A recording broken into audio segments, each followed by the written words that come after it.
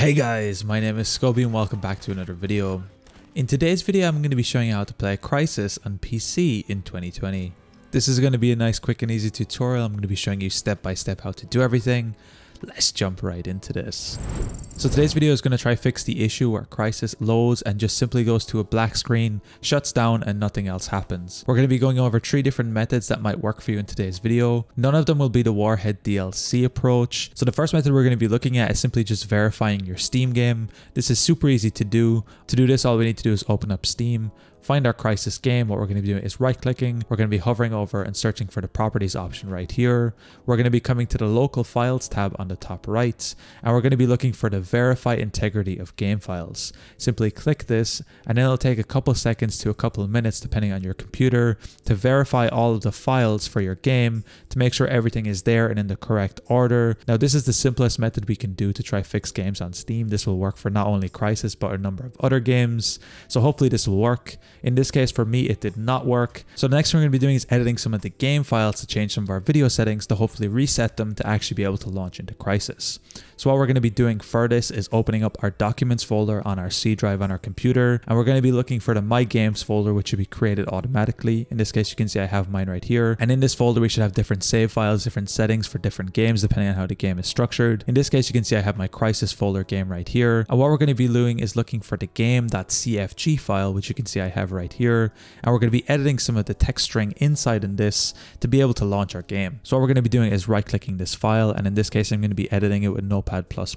However, you can use any text editor you would like. I will be leaving links in the description down below to Notepad++ if you want to follow this video exactly. Once this opens up, I'm going to be clicking Ctrl and F to find, and we're going to be searching for r_fullscreen. And here we'll see the r_fullscreen string. And here you can see it's equal to 1. What we're going to be doing is highlighting this and changing this 1 to a 0. We're going to be coming back to our find section and we're going to be changing the r_width, and we're going to be changing this in the string to 1280. And then we're going to be searching the r_height, and we're going to be changing the 768 to 720. So these are the 3 different settings you will need to change in this file. From this point, all you need to do is click Ctrl and S, save, and then try launch your game again, and hopefully this will work. In this case, sadly, I still had the black screen error. However, in this case, I could see the Crysis text on the top because it wasn't in full screen mode anymore. However, sadly, it's still shut down, and this didn't actually fix any issue for me. The last method I'm going to be showing you, and the one that actually worked for me, is going to be editing some of the launch properties files. In this case, I found a Steam blog post I'll be leaving links to in the description down below, that depending on the processor you have in your computer and depending on how many cores you have, you can actually enter this small file string into your Crysis launch options that will allow us to launch your game.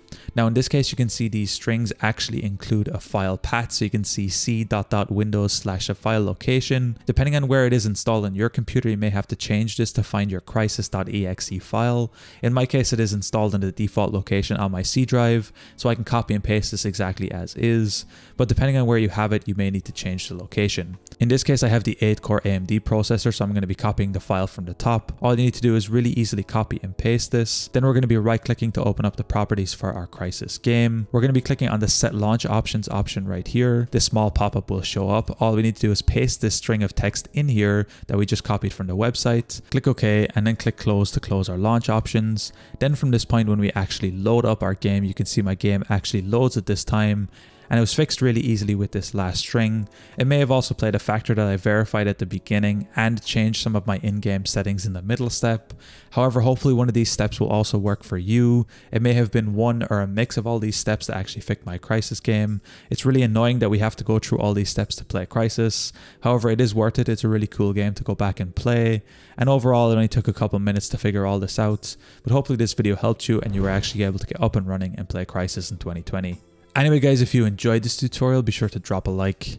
Subscribe if you're new, check out the other videos on the channel.